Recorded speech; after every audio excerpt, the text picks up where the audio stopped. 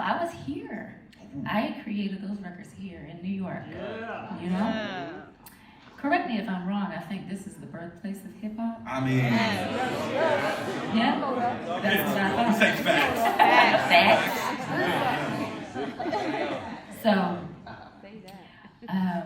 yeah. Part one, Swiss Beats. We were in the studio working together. Jimmy Cozier, also Jamaican. Shout out to Ron Beal, one of my good friends. We all got together and we were just vibing and talking. I said, this is what this feels like. I came up with the concept, and it was about temptation and fighting that temptation because, you know, you're bound to hit or interact with something that's calling you, but you know, might not be good for you.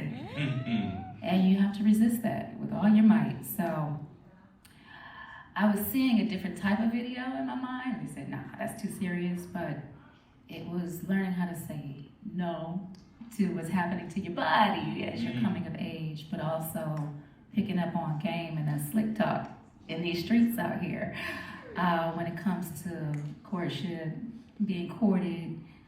But you know, your body knows, your mind knows, your spirit knows when something's not good for you. Food, put that cake down, Maya. You know, men, women, who you date. So it's the voice. That one voice over here and that one voice over here reminding you, I know this type and I know what that looks like. So let me walk away. That was the concept behind writing the record. And it was just a fly hip hop video, you know, that people, the club goers my age, could relate to. And Jada, of course, the beast he is, top 5. Bless the record with his bars. And I love performing this record to this day because it's so relatable. A lot of fans hit me up. Women specifically, you know, you saved me from giving myself away because of that record. You made me, you helped me navigate. Look at you doing God's work. That was her choice. But I like to hear stories like that when you're thinking of things in the studio and you just think, oh, another record. No, you actually have a chance to make a difference in a minor way or a major way in somebody's life. So I'm glad that we got to manifest it. Yeah, Jada went hard and people constantly ask me, which one is my favorite? I don't want to put you on the spot. Number 2. Let's go to number 2 now before I answer that question. Okay, so Trackmasters. I got in the studio, we recorded that at a studio here, somewhere in New York. I can't remember which one. And Makeda Davis was a co-writer on that.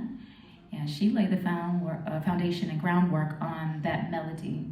But the concept was obviously taken from the original. So she and I were recording in the studio together.